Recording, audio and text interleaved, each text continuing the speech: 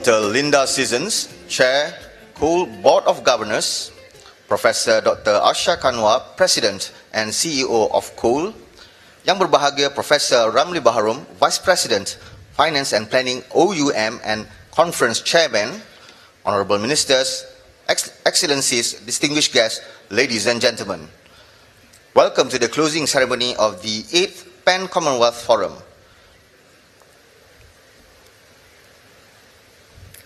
They say all good things must come to an end, and after a fruitful 3.5 days, we have come to the finale of this year's forum.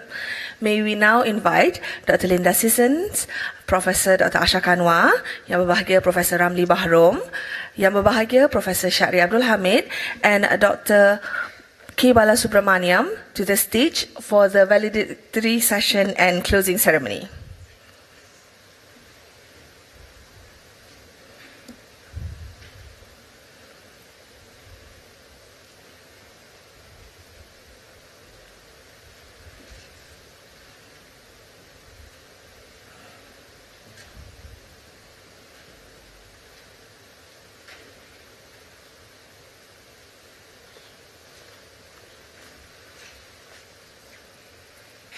Ladies and gentlemen, please be seated. And now we hand over the session to Dr. Bala.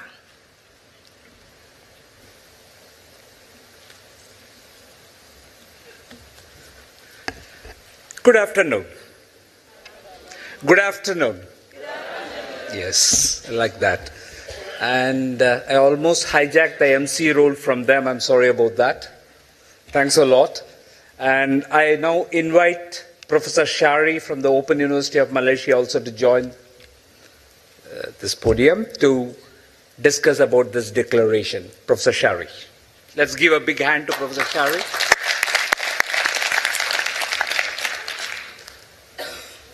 Please.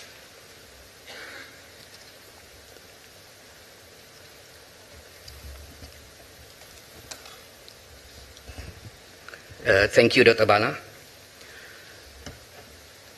Dr. Linda Seasons, Chair, Commonwealth of Learning. Professor Dr. Asha Kumar, President and CEO of COAL. Honorable Ministers, dear participants, ladies and gentlemen. Good afternoon, everybody.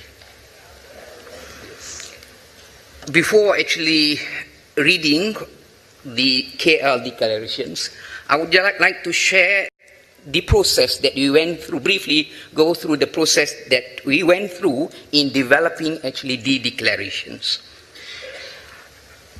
A team of 3 comprising of Dr. Balasubramaniam, the Vice President of COAL, Ms.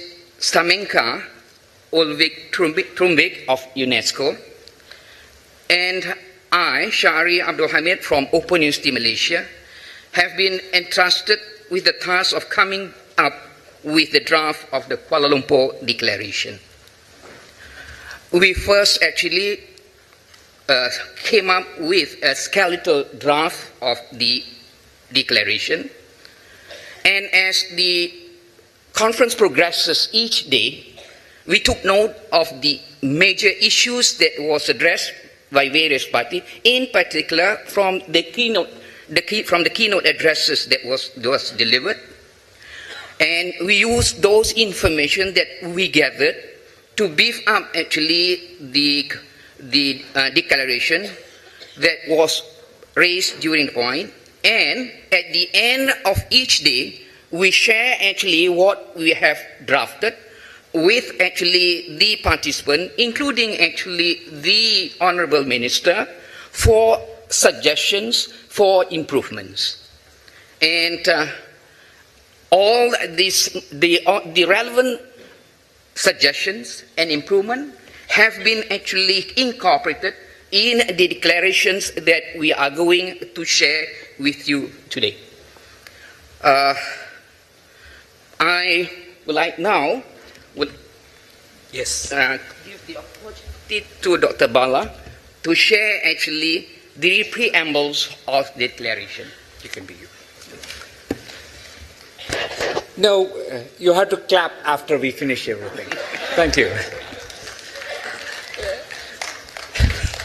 Let's start with the preamble. The preamble states the 8th Pan-Commonwealth Forum, PCF8, co-organized by the Commonwealth of Learning and the Open University Malaysia in Kuala Lumpur from 27 and 30th November 2016.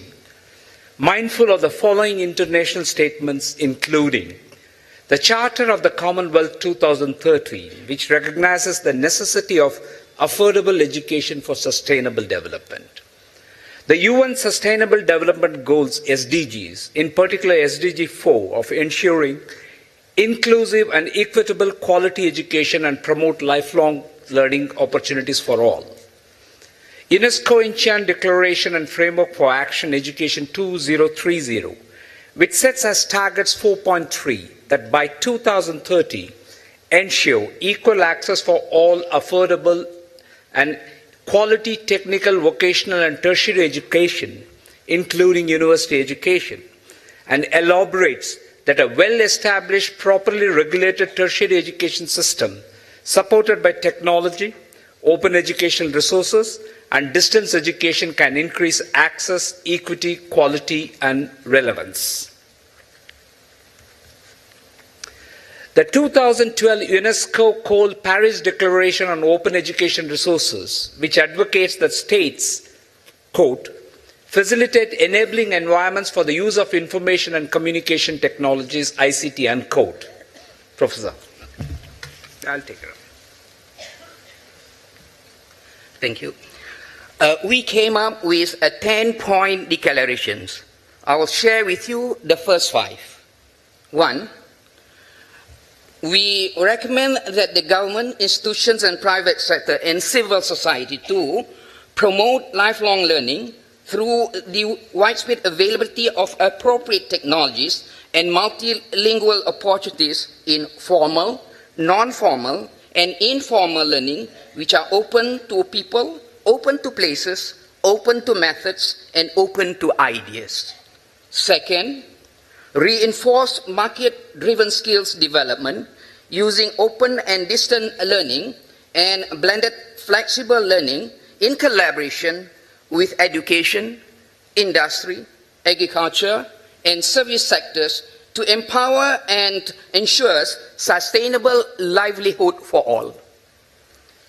Third, encourage demand-driven and context-specific research and innovation in technology to promote access and equity and lifelong learning.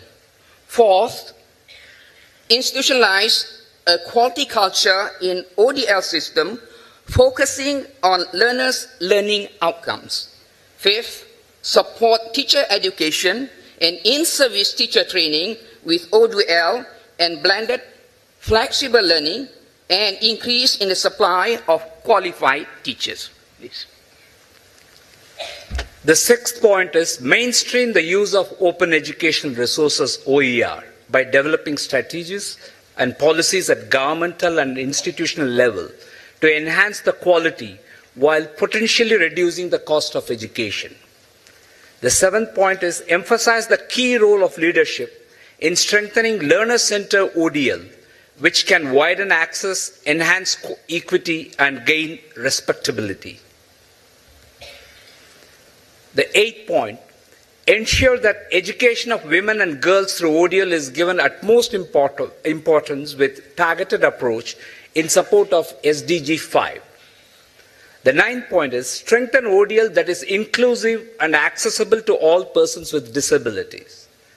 The 10th one, the last point, is reinforce commitment to small island developing states and small states in their efforts to advance education and learning with ODL in tackling their particular economic, energy, climate change challenges and in building their resilience for the future.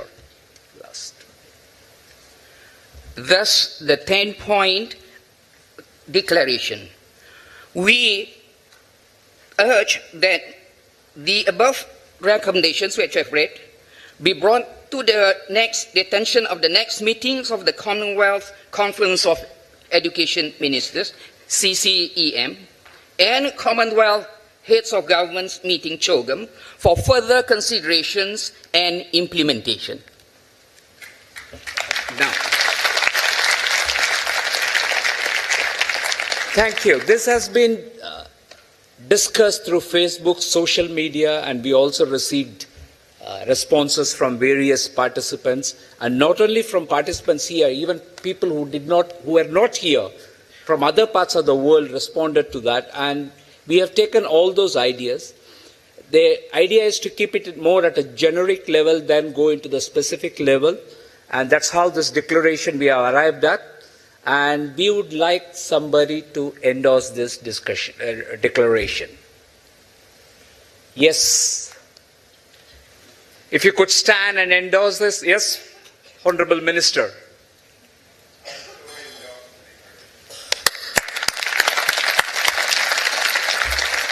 Honorable Minister, more endorsement is great for us. Yes. Yes.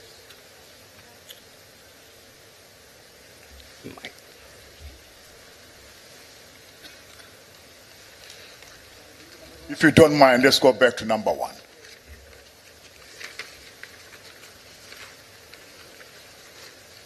I'm looking at the word open, open, open, open. Okay. Sounds monotonous. Okay. In the English grammar, you would not accept such. I think we need some improvement there. Yes, we don't know English.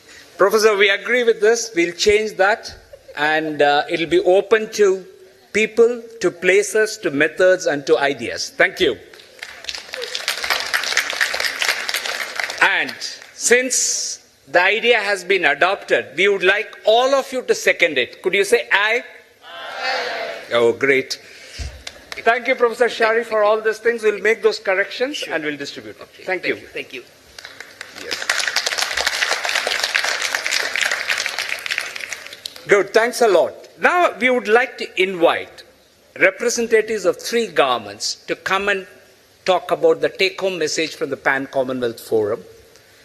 It'll be a 3 minutes presentation or a talk about the take-home message from PCF. Now we would like to invite Mr. Badri from the Ministry of Human Resource Development, Government of India, to come and share his views and the take-home message for 3 minutes.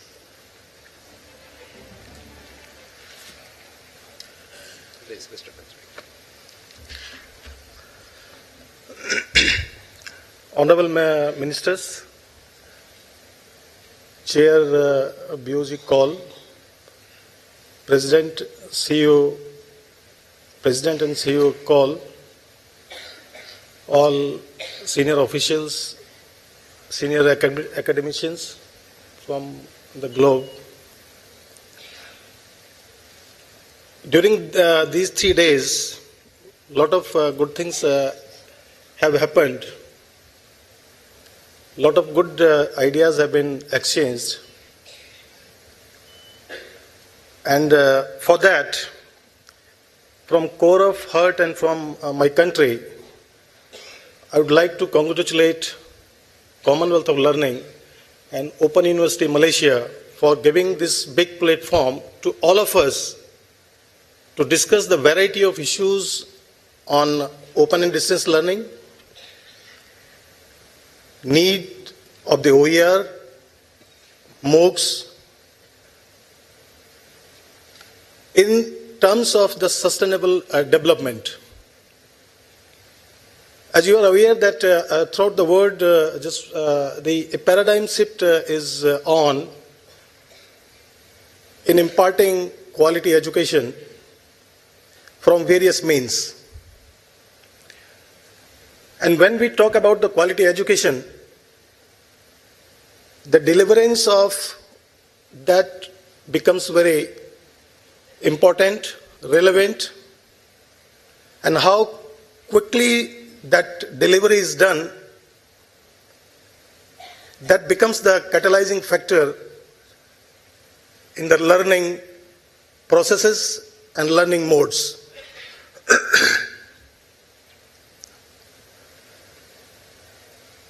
I would just mention about the happenings in terms of my country. We have a vast country. We have 700 plus universities from both the public and private partnerships. Around 38,000 plus colleges which are imparting variety of education, science, arts, medicine, engineering, technology, agriculture, so on and so forth. I would like to mention before you that our country has visualized the need of the open and distance and this online education. And in the year 2008, Government of India has launched its flagship program, which we call as NMEICT. And through this platform, we have reached to almost 600 universities throughout the country where we have been able to provide 1 GB and around 22,000 colleges, 10 MBBS connectivity, and that program is going on. Not only this, recently, Government of India has launched its own platform for online learning, which we call as SWAYAM, wherein we have developed more than 200 courses, full-fledged courses, and out of that, some 94 courses are in the running form. Certain difficulties are also there. In last 2 to 3 days, we have heard from many participants, from honorable ministers and delegates, that connectivity and the speed is also a big hurdle. But slowly we are just overcoming to all these factors. Now the question of all this is about to make our young people skill enabled. And in today's world, when we talk about the skilled enabling process, it is somewhere related to the livelihood. If we through some means train somebody as a motor mechanic, and then at later stage after 6 months of motor mechanic course, if we are not able to give him that kind of job which he has learned for 6 months, so that skilling and that enabling is of no use. So we have to galvanize our whole system. It's not only the job of the universities, or it's not the job of the only professors. Now, I'm talking in terms of the open and distance learning, flexible, which is finally our goal is for the lifelong learning and then the sustainable development. So when we talk about the ODL education, I feel that the challenges for the ODL experts are more than the formal education experts. And in coming years, there is no doubt that the open, distance, online learning is going to become the reality, and the best practices of the ODL practitioners are to be utilized by the formal education experts. Because your challenge is only not to a particular age group. I'll just only take half a minute. When we talk about the sustainable development in the Kuala Lumpur Declaration, Professor Bala has read that climate change and so many things are there. We require a lot of drinking water. We require a lot of good air to breathe. We require a lot of rains to happen throughout the globe. We require our Mother Earth as the healthy one, and for that, something which is to be quickly done or could be done it's only through the ODL education methods. Formal education cannot make programs of 10 days, 1 month, 2 months, 3 months. So, my request to all ODL practitioners, those who are here, that when they go back to their universities or their offices, a big challenge is before them, because our target is the whole society, whole community, whole world. So with this, I will just say one thing, 10 to 15 seconds. Just 2 days back, somebody said that knowledge, first we used to say knowledge is an economy. Now some speaker spoke that knowledge is a currency. If knowledge is a currency, then you would all be having your currency notes, either it's dollar or your ringgit or rupee in your pockets.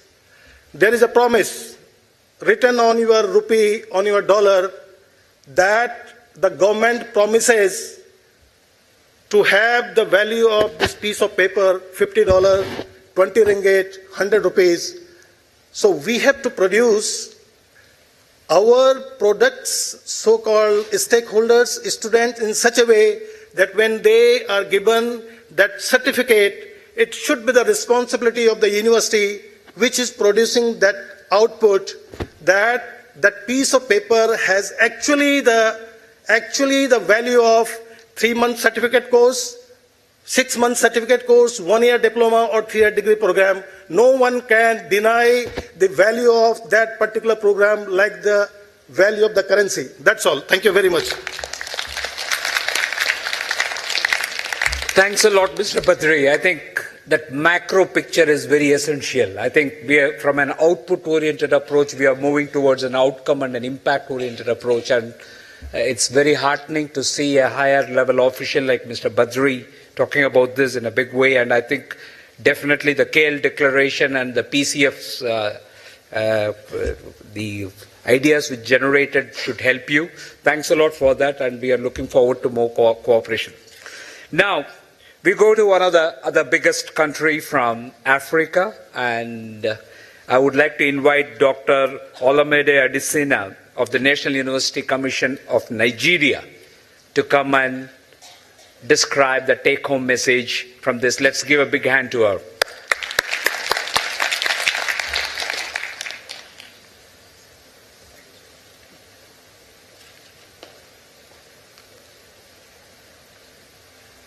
Thank you very much.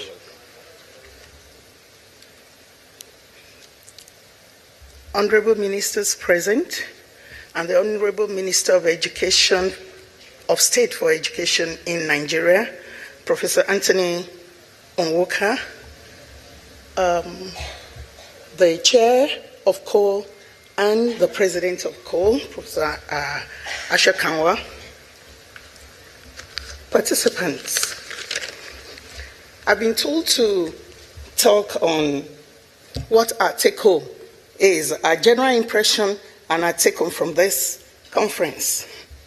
And the first statement I'd like to make, or the first statements, I would like to say that the PCF8 has evidently explored the applications of open distance learning in widening educational access. That is a statement of fact in which I'll say this conference has been very successful. It has explored the issues of open distance learning, and we're taking, our understanding of that home. It has made more obvious to us, I think, also for many people from my part of the country, of the world, it has made more obvious the digital divide and how countries that are advantaged in this regard have leveraged ICT to mediate learning. Lastly, there was no ambiguity in this forum on how open learning could advance social and economic development. To be specific, in Nigeria, the importance of ODL has always been recognized from the policy level. There is a good recognition of ODL as a viable tool for driving access and lifelong learning. Our national policy on education of 1977, which was reviewed in 2004, and evidently sets forth a good portion of it for open and distance education, and a particular level of educational sector that has shown great commitment to distance education, open education, is the tertiary education level.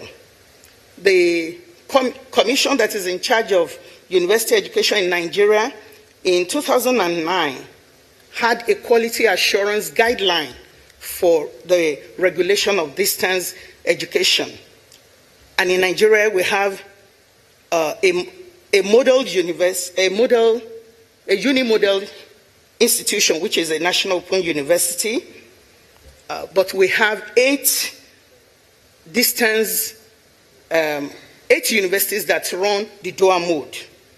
So in Nigeria, we do recognize the importance of ODL online, but we have challenges with the delivery. And the basic reason for strategically positioning ODL in our national policy is to increase access. So, but we have certain challenges, as I said, which we would like to go and address back home because of the emphasis that we see that the whole world has placed on ODL. And that is the issue, unfortunately, of prejudice. There is still a strong misperception of ODL in many quarters in Nigeria, particularly among the professional bodies and employers. They are just yet to come to terms with the fact that it is a difference in mode of delivery, it is not a difference in quality. So a basic thing we'll be going home to do is advocacy, a rigorous advocacy.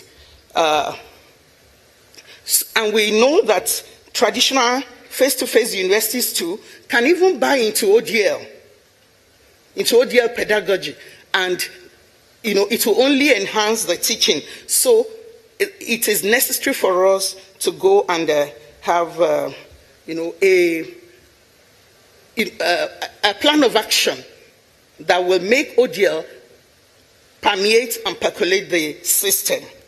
That is one basic thing we're taking away from here. Like I said, another issue that I found during this conference, which we've all seen, is that there is a copious use of OER in many parts of the world. And the knowledge of it, the knowledge of OER in Nigeria, is not only that it has not gained currency in Nigeria. Of course, if something has not gained currency, is not being used, it couldn't be used, it won't be in common use. So that's a major issue. OERs are not being used. There was a time our commission, the National Commission for University Education in Nigeria, had a conference on to gravitate us towards having a national policy on OER. That is yet to be taken forward. We know that in Nigeria we have the problem of low digital penetration. So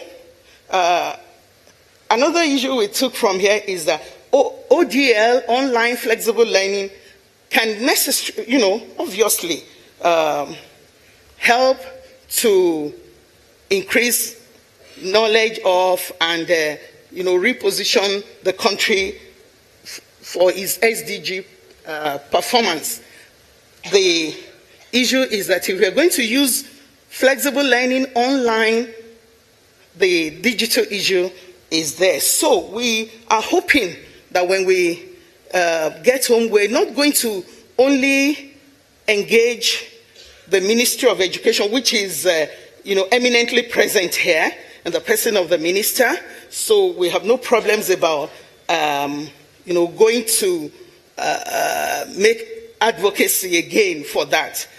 The issue is to have intersectoral meetings with the Ministry of Communication Technology and other ministries like that. But from here, we're certainly going to have a plan of action, and we have agreed, all of the Nigerian contingent here, that we're going to have a meeting on the 14th of December, actually, and under the auspices, surprisingly, of the National Open University, not the NUC, so that all the institutions under the tertiary education subsector will meet. We'll have a plan of action so that the gains of this meeting will get to other levels of education, like the our nomadic education, and or the institutions that are working with people with special needs. So we have a plan to go and reposition, because ODL is really not new in Nigeria. It's just that the tempo is not as high as I have seen in other countries. Thank you very much.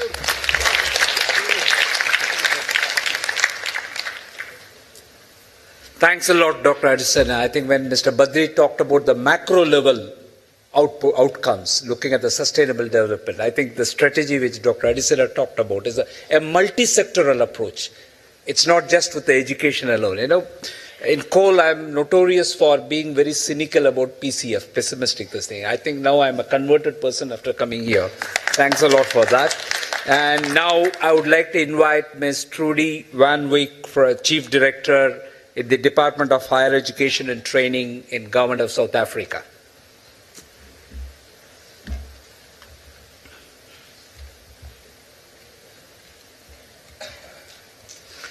Could we have the...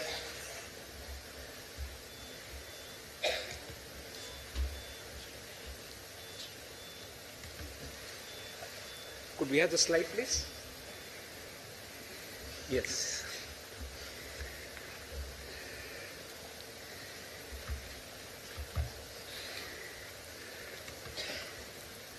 Can move like this. Huh? No, put it on. No, Colleagues, thank you. While Bala is doing the technology, the first thing I want to say, I wonder what you are really taking back from Malaysia. Firstly, I'm taking beautiful material back home to make the most beautiful dresses from. Secondly, I'm taking the warmth of the country. Thanks for the warmth and the reception from the Malaysian people. I really say it was a wonderful experience. I think something wrong here. You can go ahead. Just push it here. Nee, man, nee, It's not working. Okay.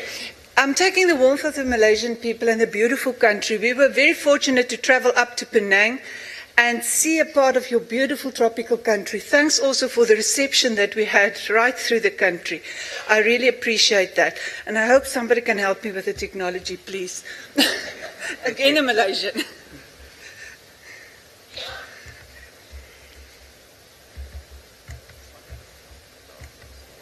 Actually, I think what my suggestion is, you can move this itself. I think it's not. Okay, so the question that I'm asking is, what is South Africa going to do as a country when we go back? The first thing I want to say that open education and open learning is not new in South Africa. You all know that I have got UNISA, who's already had the 100 years of existence as an open university. We've got the South African Institute for Distance Education, SADI, that's well known throughout the Commonwealth. So we are very fortunate to be grounded in good practices in South Africa. But coming from government, and I'm a government official, what am I going to take home? Firstly, and I think everyone here must remember that learning is embedded in every country's constitution. Where our constitution, our 1996 constitution, is saying that everybody in the country has the right to further education and training. And then if you read further, what's very important is the whole issue of equity, practicality, redress of past inequalities, and the practices of the past. So that is where open learning for me is embedded in. Just to be giving you a very small snapshot of our country, we've got 26 universities, and it's very bad speaking after India and Nigeria, then we are a very small country. But if you look at the bottom of that slide, our aim and our post-school education and training system is currently targeting 18 million learners, students, in the post-school education and training system. And we cannot do that through conventional education and training. That's the bottom line. So we have to think differently, and we have to think open. And I want to say we have to think open, we have to think open, we have to think open, because we cannot do it as we have done it in the past. So our first endorsement of the Kuala Lumpur Declaration is that we have to promote lifelong learning, not only for a first degree or a second degree or a first skills program, but for the 18 million of post-school education and training learners that we have in our country. The second point I want to make is that we are very fortunate that the South African government and the Department of Higher Education and Training has released in 2013 a policy that says building an expanded, effective and integrated post-school education and training system. And that definition of open learning, and I want to challenge a lot of definitions that was given on open learning to the definition that South Africa has adopted. The issue of learner-centeredness, lifelong learning, flexibility of learning provision, removal of barriers to access of learning, recognition of prior learning, learner support, and then for us, very important, the expectation that learners can succeed, and then the design of materials and supporting systems. And then I think the next point that we want to say, and I want to say to the ministers that's here, thank you for supporting ODL and open learning, because our minister has considered the aggressive use of open and distance learning for lifelong learning and the massification of education and training systems. And that means that the Declaration Point 7, the key role of leadership, we have to be we must be vigilant in our countries to get the leadership to believe in what we're doing and to take open learning to all the right levels. But also that what the Declaration Point 8 and 9 says is the issue of social inclusion to include vulnerable groups and the disadvantaged, women, girls, and people with disabilities. So if we look at our white paper, we have combined technology, the whole issue of a network of providers, quality assurance, and OER.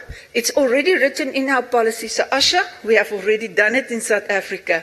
But for me, the most important, it's not the hardware, it's not the software. It's the warmware that we're talking about, the people. We're talking about collaboration, about sharing, about capacity building, and about learner support. And that supports the Declaration number 3, where we say the research in innovative technology and methods. Number 4, the development of tools and frameworks to ensure quality. And number 6, the mainstream use of OER. When we look at implementation, it's very easy to do theory through ODL. It's very easy. And we're not saying it's wrong to do it, but it's easy. The moment we combine it with practice and we look at vocational qualifications, immediately there is a new dimension that we're putting to open learning and the role of collaboration and sharing.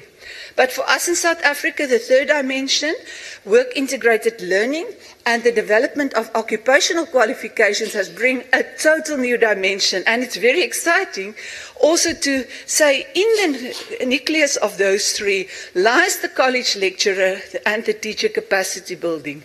And therefore, South Africa supports also the number 2 point in the declaration of skills development through open and distance learning, as well as strengthening teacher education and in-service teacher education through ODL. Now, to give you a summary, and I'm doing it in 3 minutes. 1 minute. I will be faster than 1 minute. Is if we look at our policy, our national policy for the post-school education and training system, and all the supportive legislation and policies, and there are numerous, I tried to summarize some of them, that we've got a Higher Education Act, Continuous Education Act, and all of them refer to open learning, and you can really go and check. But what's more important, and I think my colleague from Nigeria has said that, is the collaboration with other departments. Our Department of Postal and Telecommunication Services has got a national integrated ICT policy, as well as currently is our copyright amendment bill. And I don't know if Cable is still here, but we are really working. Cable, we are really working OERs now in our national copyright bill from the Department of Justice, so that we ensure that government-funded materials are being released as open resources for everyone to use freely. And to bring all that together, we are developing now, and it's going to be released hopefully in January, our open learning implementation policy framework. We've got open learning concept notes, position papers, as well as now the big thing is the implementation. And I want to say, to take from this conference into implementation is the biggest challenge for everyone who's here. It's very easy to do a policy and to align policies and legislation and all that. It's necessary and it's easy, but I think the implementation part is for us now. And I want to recognize what the universities, the colleges, as well as others like Sadie has done in terms of leadership in ODL.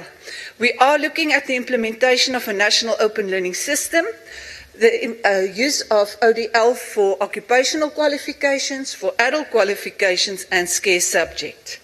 And I want to say South Africa is committed to implement open learning, very important, in a structured and a systematic way. And I thank you for this opportunity.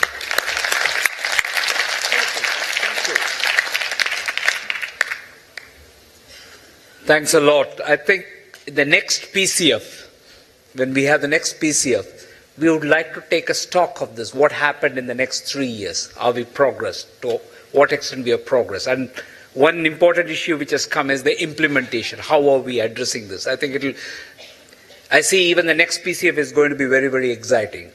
Okay, now we come to the valedictory and conclude the session.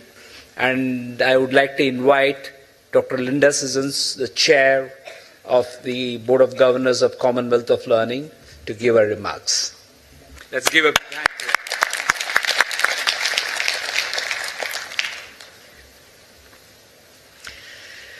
Dr. Bala, honourable ministers, dear colleagues and friends who have been here for the past few days.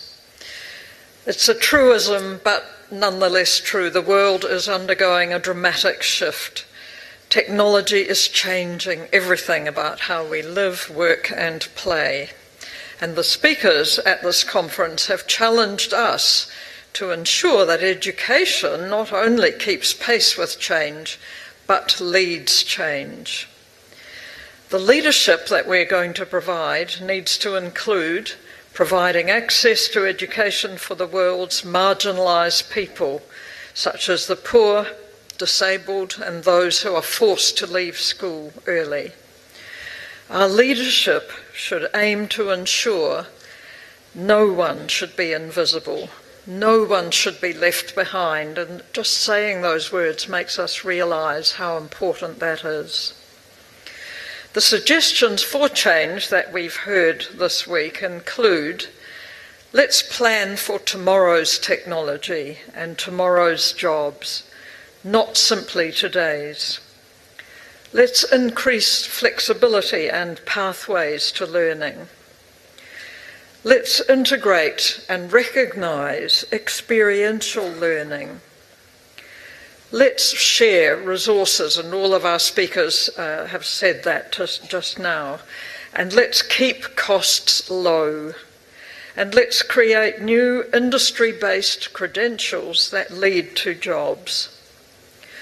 Through innovation, we can embrace the potential of open, online and flexible learning to help achieve sustainable development. I'm very encouraged this week by the work of the Pacific Centre for Flexible and Open Learning for Development. And again, I'd like to thank and recognise Professor Chandra and the University of the South Pacific for their very tangible and very open-handed support and commitment. This network of networks is a good example of a regional initiative working towards sustainable development. It enables resource and expertise sharing for skills development, employment, quality education and use of technologies. And I'd like to also congratulate all of the Pacifica contributors and participants at that workshop. I would also like to very sincerely commend our honourable guests who attended the Ministers' Roundtable yesterday.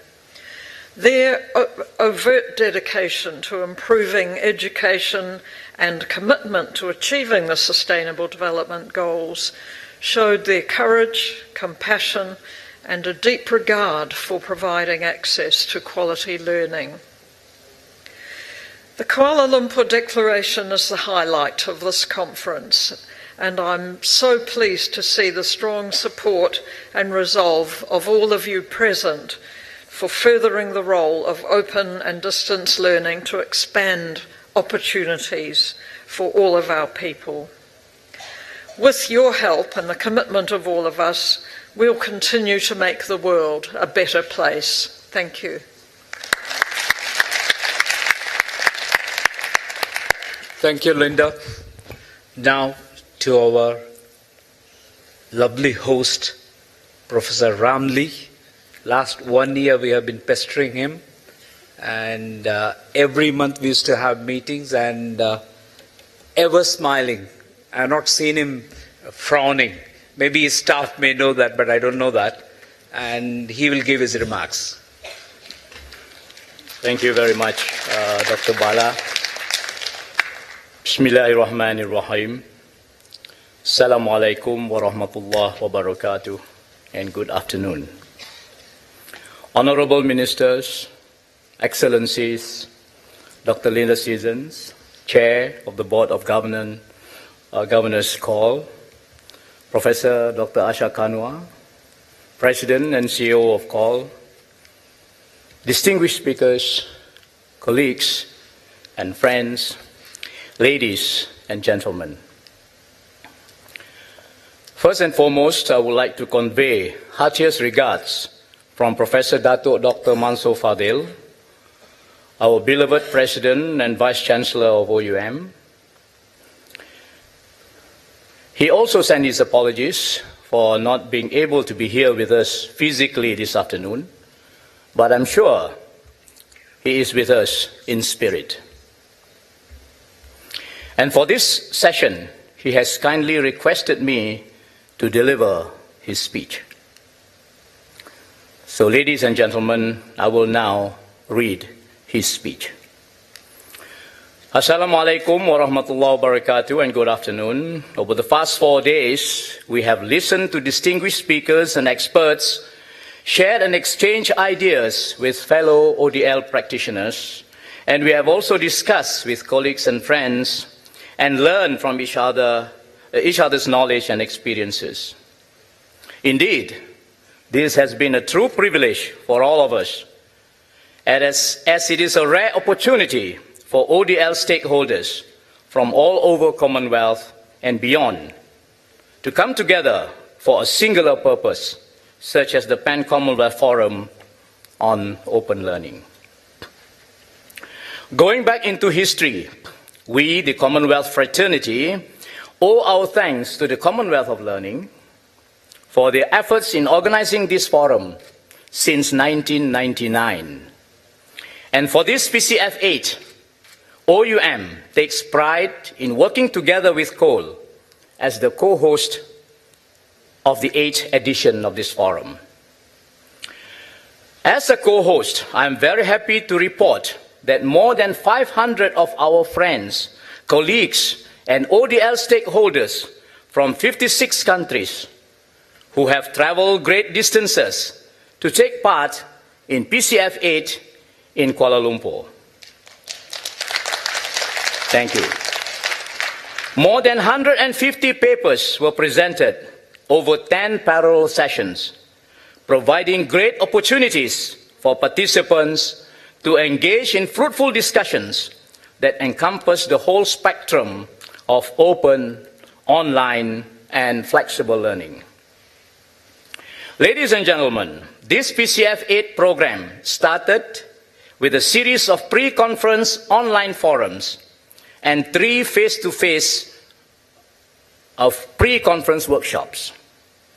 Then we had an inaugural session, followed by Asha Brick's lecture by none other than Sir John Daniel, and 1 plenary discussion. Then, in the subsequent days, we had 4 keynote addresses, 10 parallel sessions, 3 country showcases, poster presentation, a market exchange session, plus some exhibitions. And just now, we had listened to the KL Declaration, another milestone of PCF8. All these activities have covered many salient aspects related to the theme of the forum. I'm certain that the knowledge and experience that we have gained can inspire new ideas and solutions to promote greater sustainability across all our development initiatives. I believe that the presentations and discussions that have taken place throughout the forum had helped us to stimulate a better understanding on the important issues that are confronting and shaping open, online, and flexible learning as a key element in sustainable development. I'm sure we all agree that open, online, and flexible learning, by way of creating democratized access to technology-enabled learning opportunities, can have a massive impact on inclusiveness and sustainable development. We have exchanged views and opinions on a wide range of topics related to this theme, including quality assurance framework, accreditation, benchmarking, MOOCs, partnerships, policy making, business models, collaborative learning, and technological innovations. Each has its purpose in ODL. To varying degrees, each also needs to be emphasized in the global mission towards sustainable development. Several crucial findings have emerged from this forum. Many of the papers highlighted the main concerns that we all share with regard to PCF theme and sub-themes. They also provided unique insights into current research as well as emerging trends that will require our immediate attention to further the cause of open, online, and flexible learning. Among the highlights at PCF8 are the presentation of Honorary Fellow Awards given to 7 deserving individuals for their outstanding contributions and leadership in the field of distance education. We congratulate them. The Excellence, thank you. The Excellence in Distance Education Award, or EDEA, presentation was another highlight of the forum, which honors the exemplary work and achievements of institutions and individuals in the field of distance learning. Of the 5 award categories, I'm very proud and delighted that Open University Malaysia was one of the recipients. Thank you. And OUM received the Award of Excellence for Open and Distance Education Materials, Category A, in recognition of excellence in open and distance education materials for both electronic and print. Ladies and gentlemen, I would like to thank CALL for giving us the opportunity to co-host this esteemed PCF8. CALL has provided their expertise, their vast network of experts, and their diligent and unfailing support in the planning and organizing of this conference. And I believe without their help, it is virtually impossible to conduct a forum of this magnitude. Thank you, CALL. PCF8 have a number of firsts. As you just have witnessed, the KL Declaration is the first declaration of its kind in the history of PCF. And on top of that, we are particularly honored to have the 5 honorable ministers of education attending this PCF. And this is the first time we have so many ministers attending a PCF. Thank you very much, Excellencies. And I also would like to congratulate Your Excellencies because you have stayed until the end of the conference. For the other delegates and participants, we hope that all of you have had an enlightening and pleasant stay in Kuala Lumpur. And on behalf of the organizing committee, I apologize for any problems that have marred your time here. On our part, any experience, whether positive or otherwise, serves to encourage us to learn, continue to learn, and strive to do better the next time. And for those of you who will be joining our social visits tomorrow, I wish you a pleasant and enjoyable time. And for those of you who will be traveling home, I wish you a safe and pleasant journey, and may we meet again soon.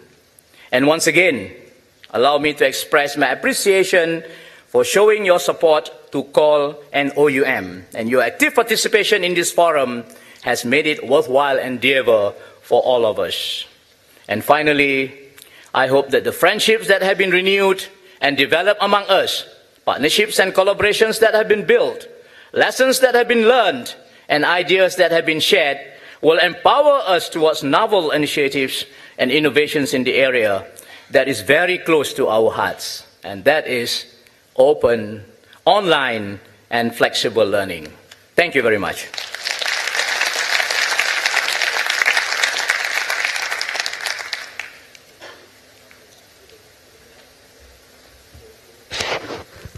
Thanks a lot, Professor Ramli.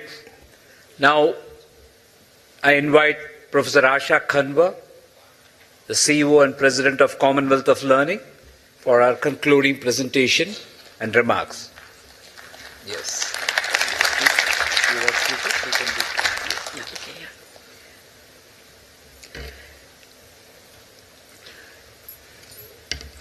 Honorable Ministers, Excellencies Dr. Linda Sissons, Professor Ramli Behroom, Dr. Bala, Dr. Shari, distinguished delegates, ladies and gentlemen, we have come to the close of a very successful 8th Pan-Commonwealth Forum, and the success is due to the contributions of each and every member of the PCF community that has grown over the years with newcomers and familiar faces. Thank you all. Don't have to. My task today is a challenging one to sum up the rich discussions at the keynotes, parallel and poster sessions, and all the intense engagements in between in 15 minutes.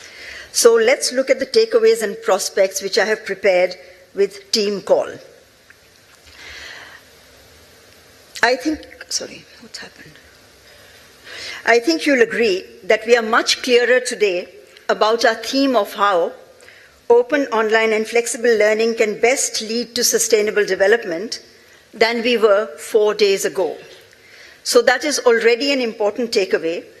Many ideas have emerged and exciting prospects mapped out. It's been a very intense week because before PCF8, we had 8 pre-conference events. These 3 very popular workshops were held at the OUM campus. 5 other workshops were held for call program-related activities with our partners from the field. PCF8 got off to a flying start with a thought-provoking speech by our former president, Tan Sri Raj Dhanarajan. He stressed the need for openness and challenged us with the question, to what extent has open education resisted and challenged mainstream education in bringing about change? He exhorted us to take charge, once again, to bring about change and transformation.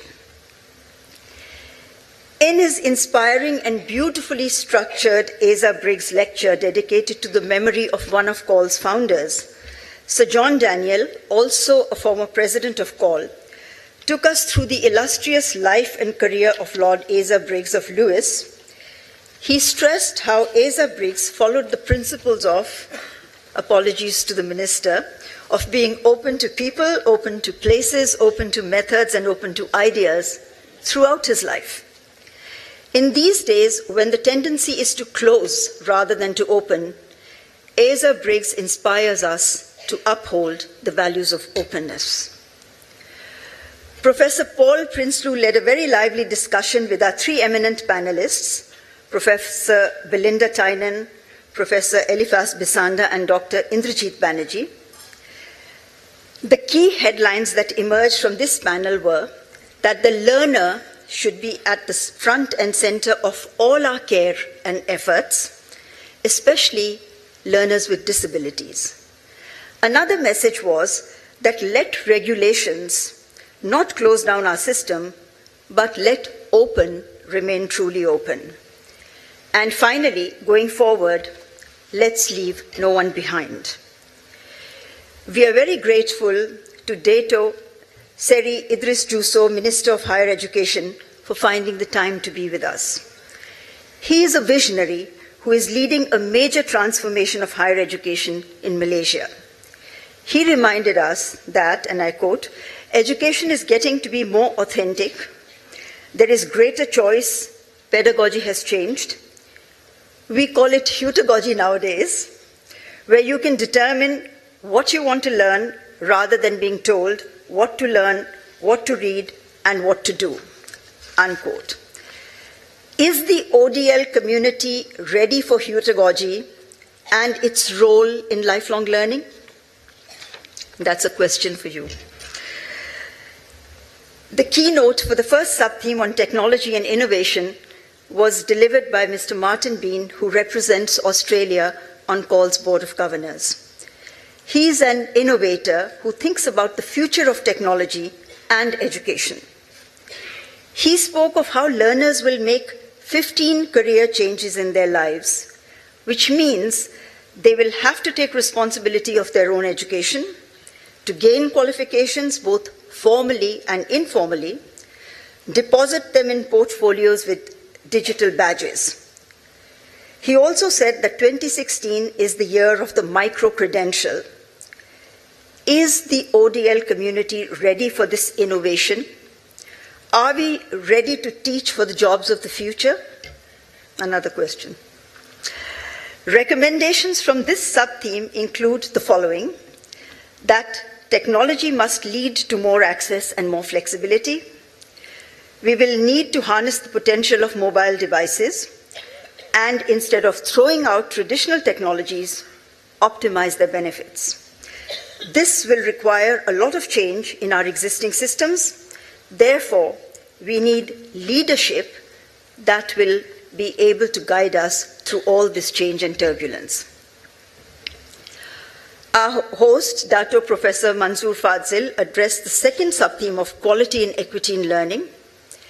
His key message was, quality comes from quality people. Good quality people will determine good quality institutions. He said that a focus on quality can also lead to equity.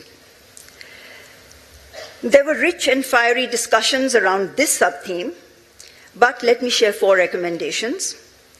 Participants stressed that quality can't be elite and exclusive, but must promote equity.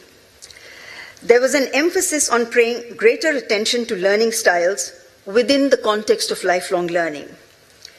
We are happy that there is a greater focus on research at this PCF and the use of technologies to support the learner.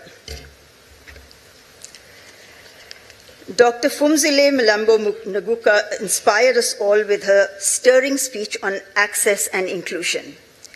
She noted that in countries where child marriage is rife, we need creative ways to target those girls who, through education, can prevent or escape these unions. Open and targeted online and offline education could be important as an intervening mechanism. Do we have targeted approaches to promote gender equality and empowerment? The papers presented under this sub-theme covered both the formal and non-formal sectors. Some of the recommendations include: 1, ODL must address the issues of disabilities. 2, we need a targeted approach to gender inclusion. And 3, technology must bridge rather than widen the knowledge divide. David Wiley spoke on the theme of efficiency and effectiveness this morning and shared his research on how OER can increase performance and decrease costs. Data shows that the use of OER decreased the cost of textbooks by 94% and increased the course throughput rate by 6 points. He also clarified that one size does not fit all, and the use of OER will be different in different contexts. Some of the conclusions as we go forward under this sub-theme are: the need to align institutional policies with national policies and the Sustainable Development Goals. Many participants felt that the adaptation of OER should be promoted.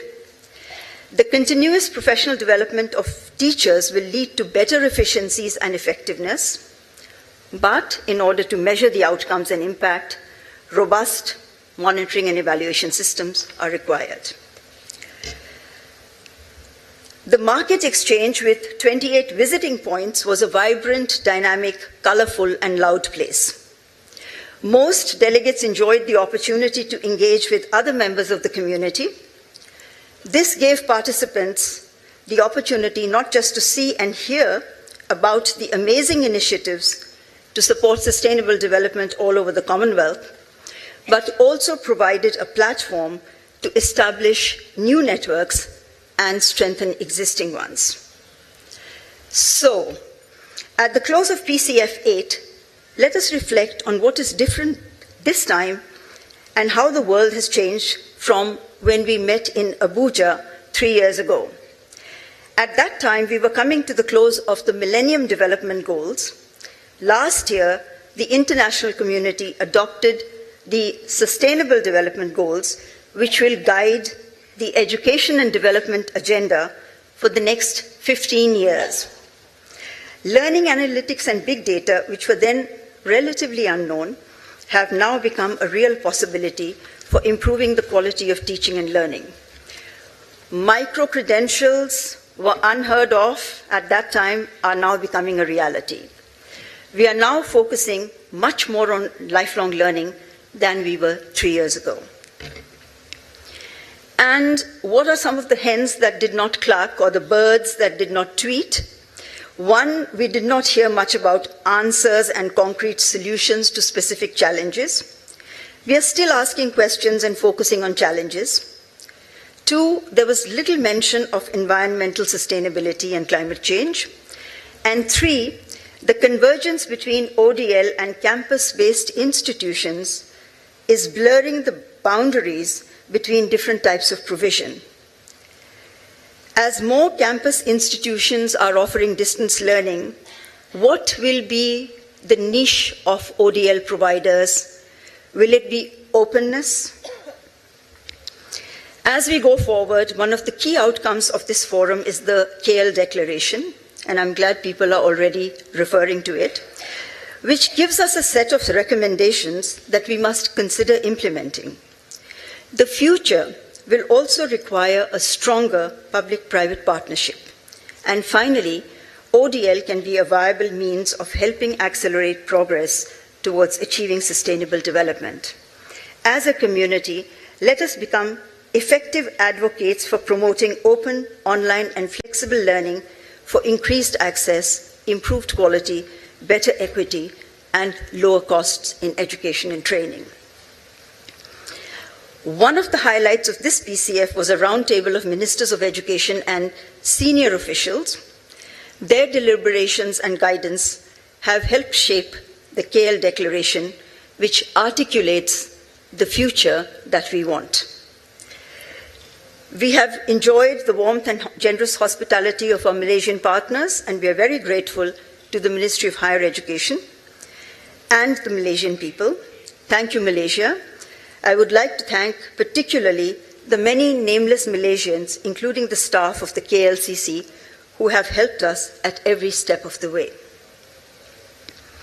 Thank you, dear participants, for traveling all the way to Kuala Lumpur and for your engagement throughout the deliberations. The PCFs are very special because of you. Thank you, Dato Mansor, for being such an understanding and generous host. He's here in spirit, so I can address him. We appreciate the opportunity that we had to work with Professor Ramli and his wonderful team. Please give a big round of applause to Professor Mansor, Professor Ramli, and Team OUM.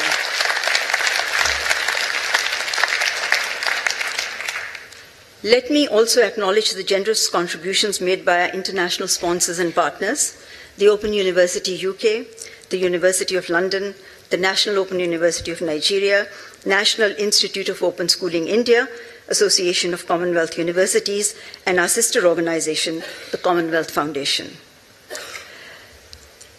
The Kaul family in Metro Vancouver and in New Delhi wishes you season's greetings and very safe travels home. And finally, since you've been sitting for a long time, let us celebrate the achievements of this year's Kaul Fellows and EDIA Award winners with a standing ovation.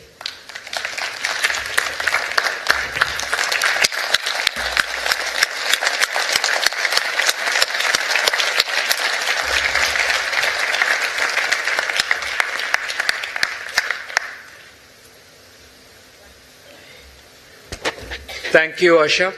Now we hand over the responsibility to Open University of Malaysia as the MC for the next session. Please.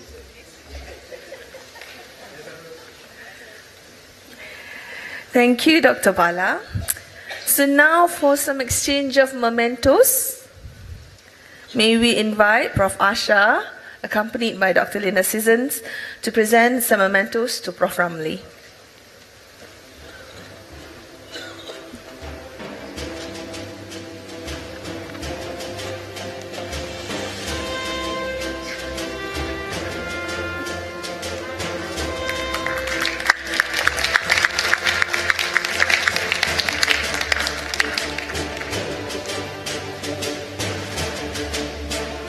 May we now invite Yang Bahagia Prof. Ramli to present our tokens of appreciation from OUM, first to the President and CEO of KOL, Professor Dr. Asha Kanwar.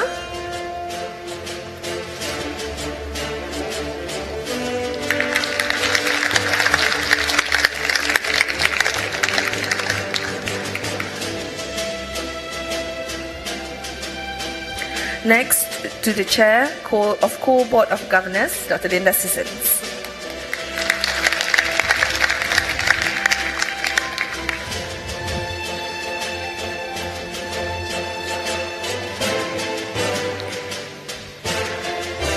Thank you. Ladies and gentlemen, another round of applause to Dr. Linda, Prof. Asha, and Commonwealth of Learning.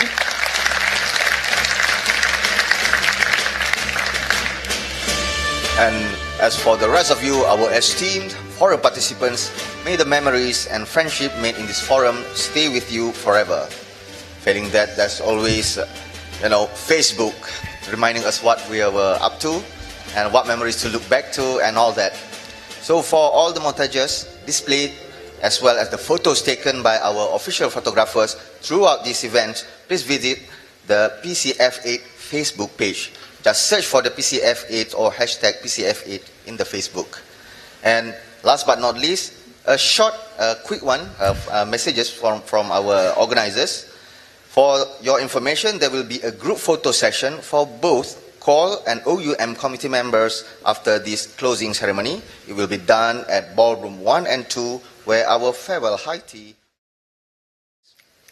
Distinguished guests, ladies and gentlemen, it looks like we've truly arrived at the conclusion of this forum. On behalf of the organizers, we'd like to take this opportunity to thank each and every one of you for your contribution to this forum. Selamat jalan and have a safe journey home.